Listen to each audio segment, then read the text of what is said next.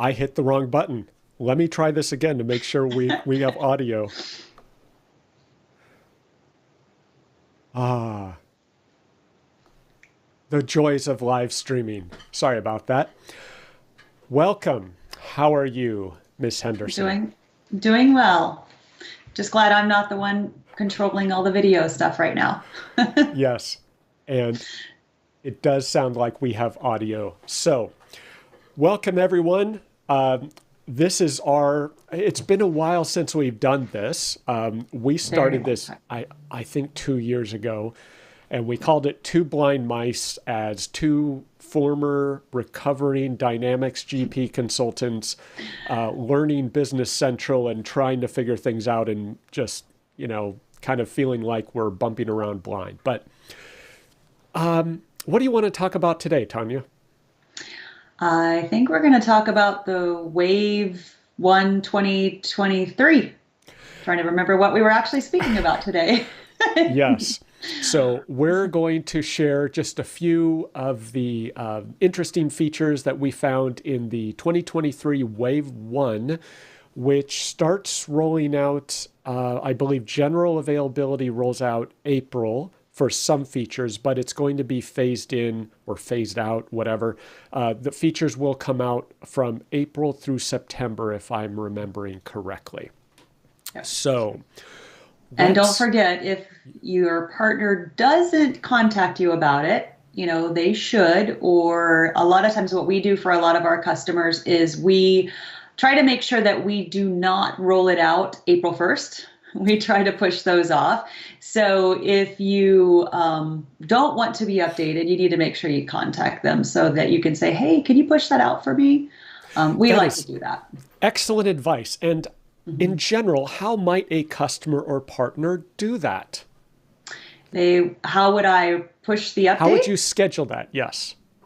Oh, I usually push it out as well. First of all, I usually will push it out as far as I can, which is, I think, Using about the 60 days page using the in, partner portal. oh, okay, I use Admin Center. Is there a different way?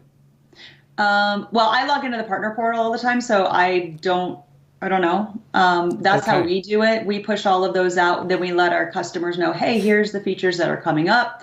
Hmm. Either through a webinar. We've done that. We did that at the end of the year last year, did a little webinar and kind of showed all the new features that would be coming. I've updated a couple of customers on some features because they're one of the features is absolutely something he's been asking for. Got it. And so, which is super cool. But So yes, push I those out. don't use Partner Portal, or I've seen it. And so in Partner Portal, the partners can adjust the upgrade date, and that is Correct. independent of BC Admin Center per tenant.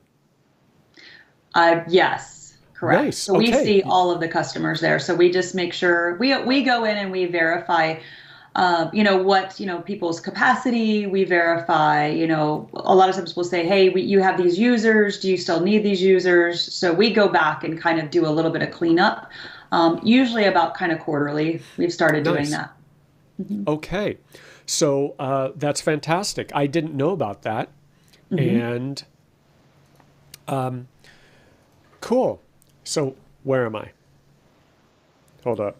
Number. California, I hope. Some days I do not know, honestly. Okay. So here is the main page for 2023 released wave 1. I have the URL and I have a QR code up there that you can scan very handily. And these are new features that will roll out April 2023 through September. And so not all of these features are going to be available as of April 1st or whenever you upgrade to this new version. They will be phased out over time or phased in over time. So, okay, so there is your link for more information. And this page is the high level page that kind of lists the general topics and categories. From there, you can navigate down to the detailed sections and specific features and documentation on them. So with that, let's talk about intercompany postings. Now, it looks like intercompany postings has been around for a while, but Mhm. I looked at it and I went down a rabbit hole and coming from a GP background, the Business Central intercompany functionality is an entirely different animal. And Very much so. it looks like it would get complex and cumbersome, potentially cumbersome very quickly. So my impression is you really need to design and plan and set this thing up properly, because otherwise you are in for a world of hurt. And Yeah.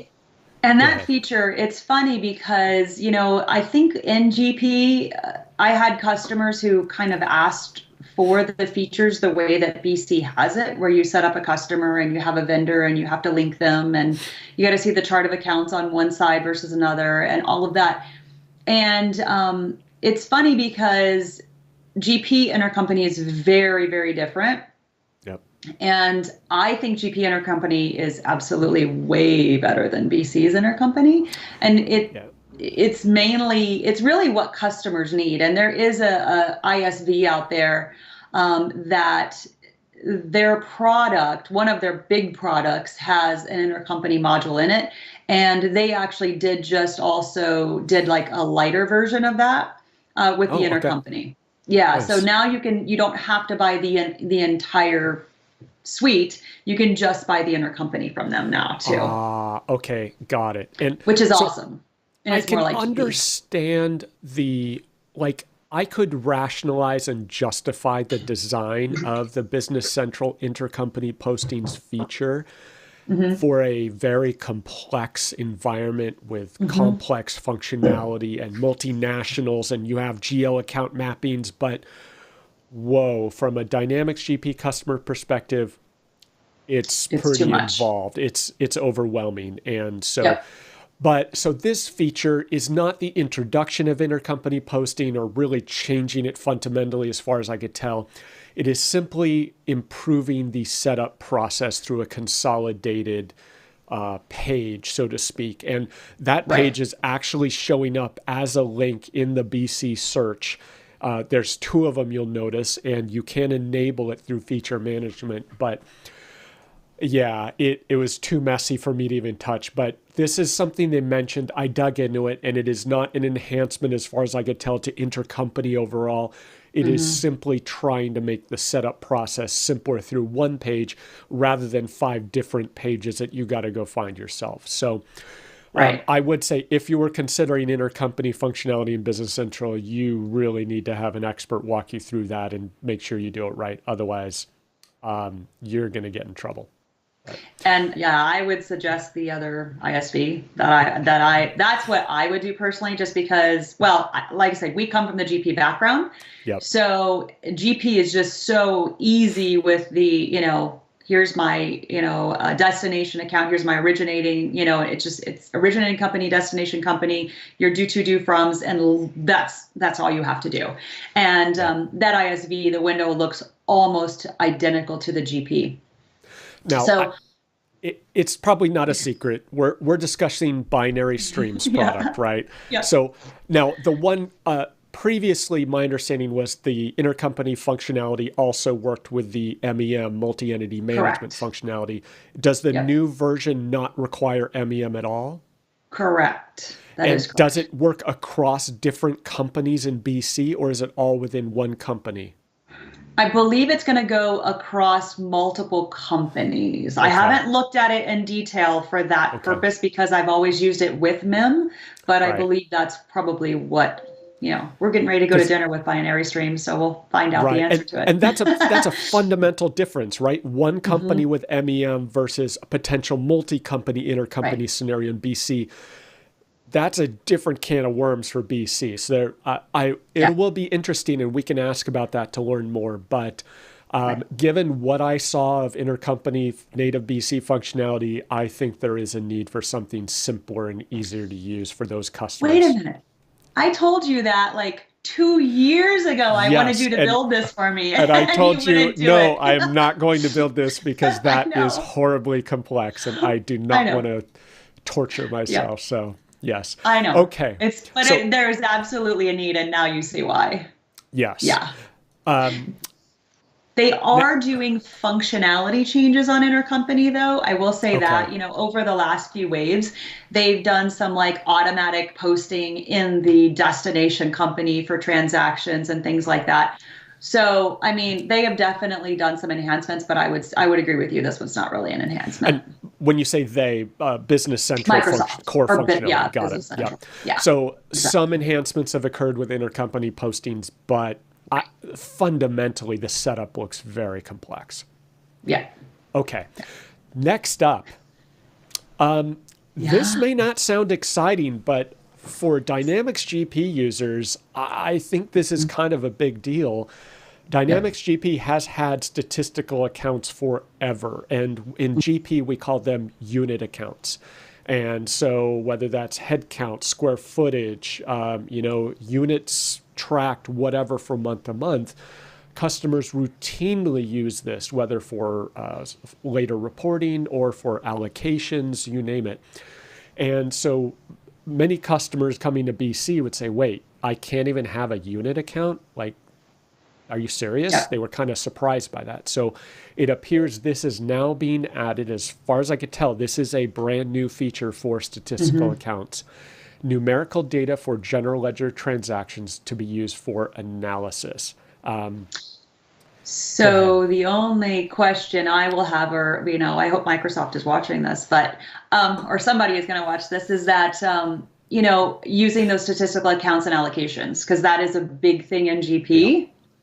Is we've always used that for allocation accounts, and you can use a unit account based on that. So Yeah, and exactly. It is fundamental for the allocations. And GP had fairly good allocation functionality. It had multi-tier yes. functionality, proportional, like every scenario you can think of for allocations. And Jeremy Viska commented that he agrees statistical accounts are huge, particularly for NGOs and not-for-profits.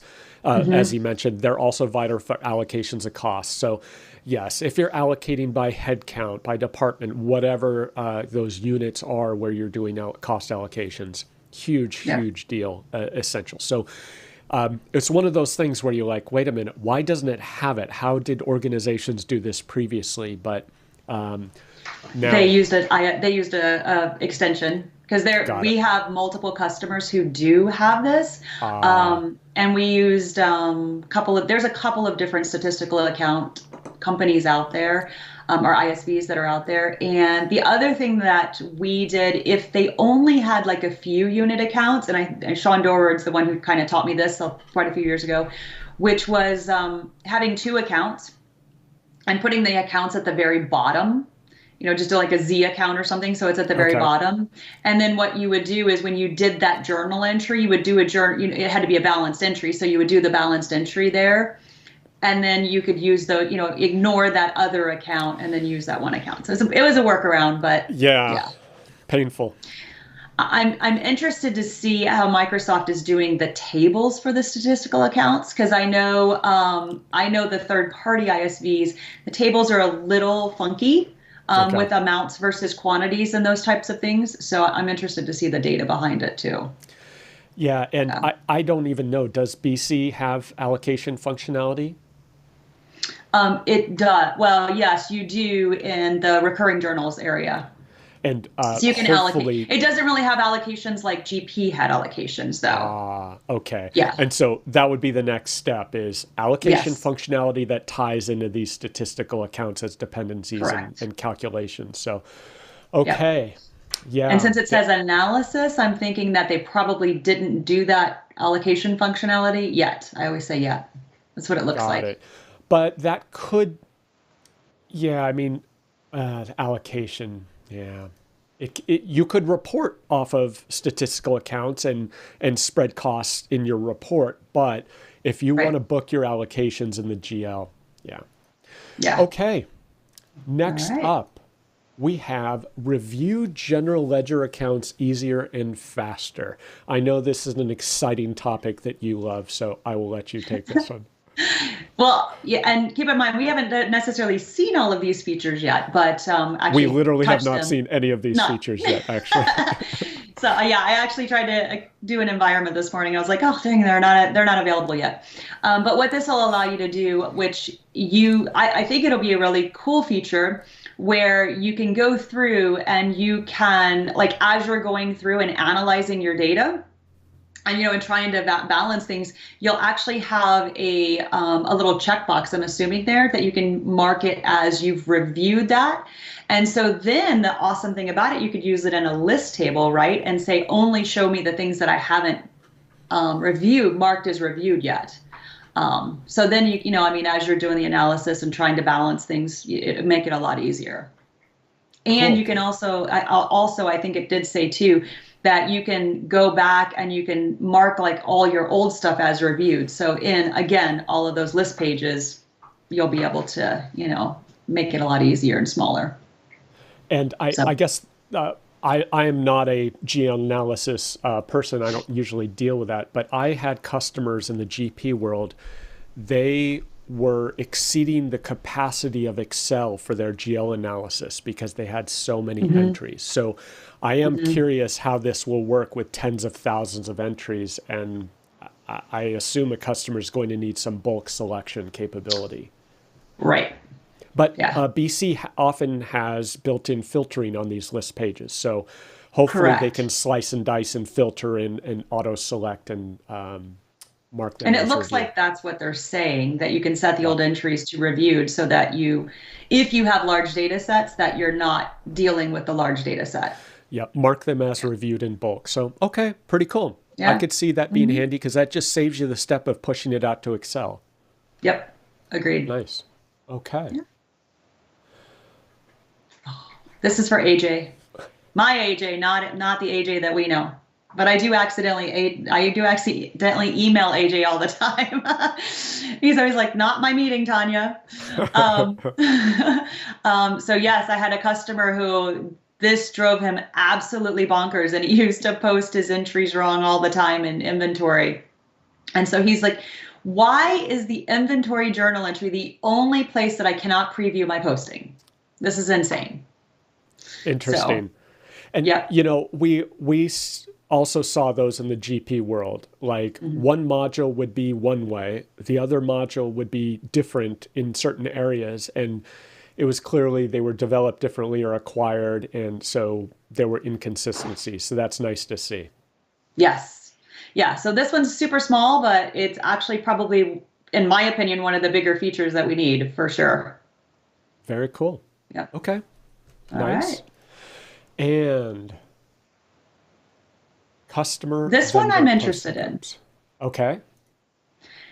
So this feature here, I thought this was actually supposed to come out a while back. I thought it was supposed to come out actually last year. So, in GP, right? Again, we're Yep. coming from the GP world. We could change a GL account on any, any entry.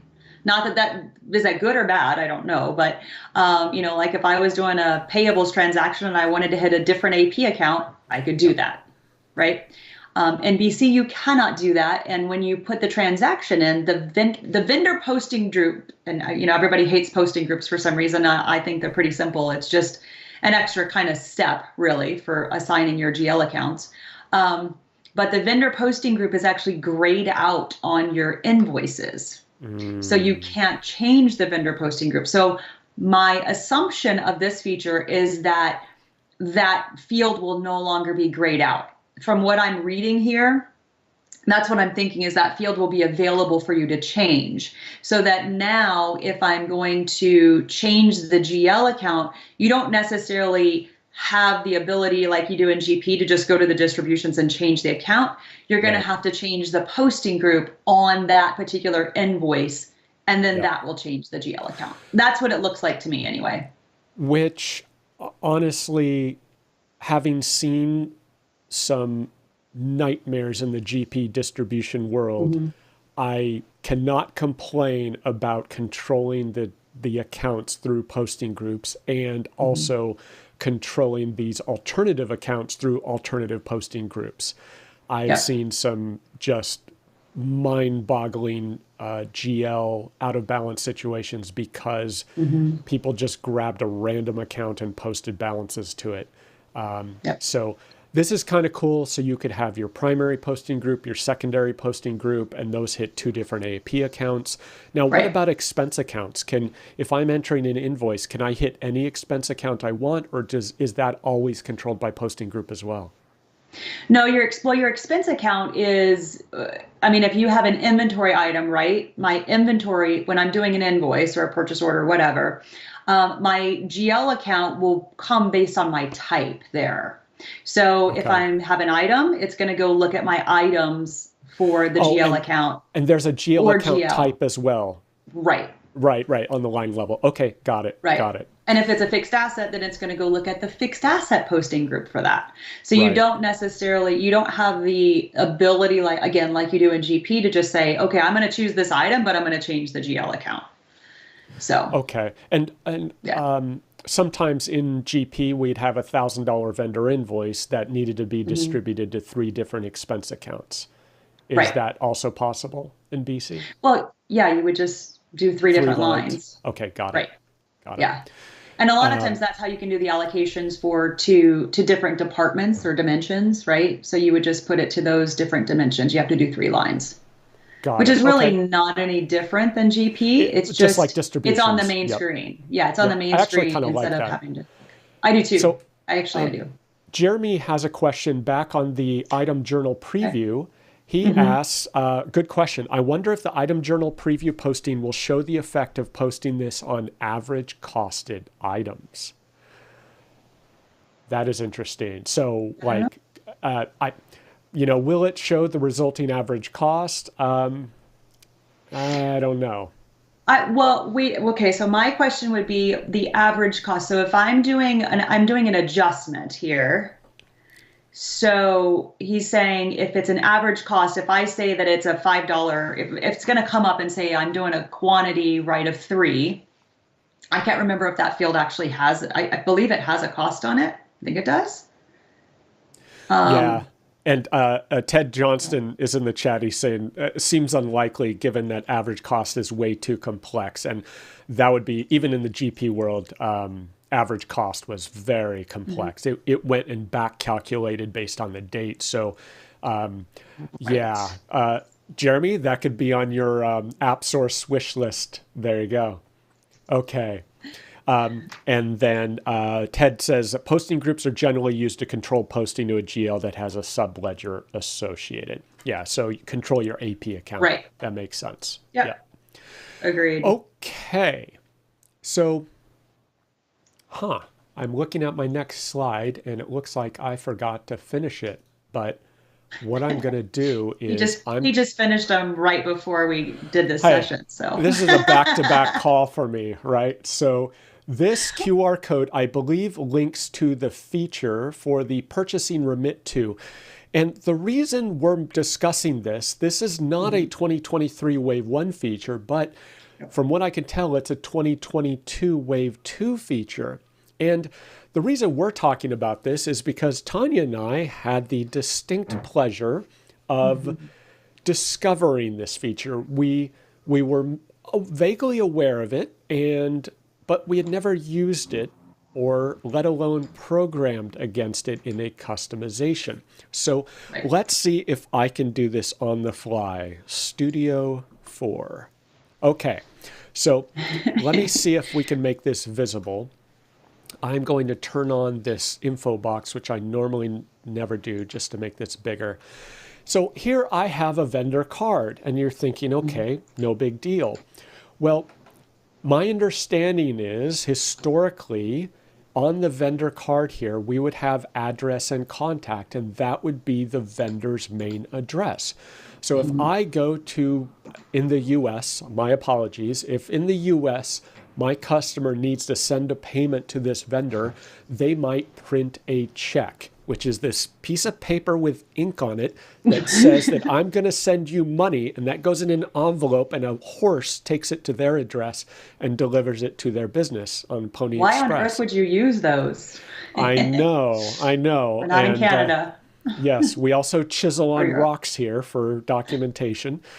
So this address and contact field here was where that main address was located for a check, the remit to address, as we would call it. However, in 2022, Wave 2, October 22, we got this fancy new feature under Related. And sorry, let me see if I can turn this off. It is getting in the way. Okay, so under Related, vendor remit addresses. And so for a given vendor, similar to Dynamics GP, this theoretically allows you to have multiple addresses defined. And here I have a remit to address using the convention we used in the Dynamics GP era. And I can say, well, I want this remit to address to go to Steve Smith on Elm Street in Nashville, Tennessee, which can be completely different than the vendor's main address, whatever that may be. And you may be wondering, well, why would you want to do that? That is bizarre. Well, there are many scenarios where you may have a national franchise, but that national franchise may have division offices that each receive their own payments. So I may pay the Western region franchise separately from the Eastern region franchise. So I don't want to set up two separate vendors. They're technically the same vendor, but they have two different remit to addresses. Or I may have a vendor that receives payment at a lockbox. So their mailing address is one thing, their bank lockbox to receive payments is completely different. So that's why we have these. Now you may be thinking, oh, well, that's cool. What's the big deal? Well, we learned that it is a big deal. And one of the reasons we learned that is because one of our customers, one of Tanya's customers, is using a bank that has a feature where they will send checks and payments, whether ACH, wire, EFT, checks, whatever. They will send the payments on our customer's behalf. So our Business Central customer says, I want to pay this vendor, Steve Smith. Please send a payment to Steve Smith. The bank says, what is the address for Steve Smith? Well, it used to be simple. Here's the address. Well, now what's the problem? Well, if we go back to purchase invoice, for example, and let me know if I'm doing this wrong, Tanya. But You're good. I have a purchase invoice. The permutations escalate very quickly. So I can have a purchase invoice that goes to First Up Consultants in Pittsfield, Massachusetts, but I can also say that the shipping and payment address here, well, the ship to can be one address, and look at this over here. The pay to can be default vendor, another vendor, custom address. Well, that's interesting. There's also a remit to code here. Well, if I choose a remit to code, that is saying for this invoice, I want this payment to go to this address. So I have to look at every invoice and see where did the customer want this payment sent, because a vendor could have multiple remit tos. So the simple act of us just trying to tell the bank that we want to pay this vendor has now become very complex because the bank needs to know what the mailing address is for this payment. And what did we learn, Tanya, about a vendor that may have multiple remit to addresses? So we learned that even though I had multiple remit to it, are we talking about in GP or BC? In BC, when we print a check for a vendor. Yes. Well, I think Alyssa was helping with this one, but Okay. we learned that it did one address. I'm not sure if it was the first invoice. We don't know. Yeah, it's grabbing one address. So if I have 5 invoices for a vendor and 2 of those are one remit to address, 3 of those are a different remit to address, if you go to print a check for that invoice and for those 5 invoices in BC, BC will generate one check to one address, even though the 5 invoices should have been being paid to two different remit to addresses. Now, you and I went back to Dynamics GP and we said, does GP handle this? Dynamics GP does handle that correctly. It will print two different checks for the two different remit to addresses, even though it's the same vendor. BC does not yet do that with this remit to address functionality. So we discussed this is a challenge. We need to talk with customers up front if they are going to use the remit to address code feature in BC. They need to be careful, right? And Microsoft needs to fix this. Yes, we need to submit this as a BC idea to let them know if they're not aware of it, this is going to cause some trouble. The alternative is the customer can create two different vendor IDs, or they have to be very, very careful when selecting invoices to pay so that they send two different checks to two different addresses. So I don't know if you guys tried this, but did you actually print them separately? And did it print the correct addresses? Did you guys try that? We did not try two different check runs. We only tried one check run with two invoices to two different remit to address. Okay. And I'll be interested to know if it did work, or if it does work. It created one check with one address, and we said, uh-oh, we are in trouble. So, but we're now dealing with just the complexities of the remit to address in our customization. They just want a payment file for the bank, right? So now, in order to figure out what the remit to address is for any given payment, we need to understand how this customer is using BC. Are they using the default vendor address? Are they changing this pay to code? And are they using a remit to code? Things start to get kind of complex. And not only that, I was going to say the customization would need to be built to do exactly what GP does. Technically, because it needs to be separate.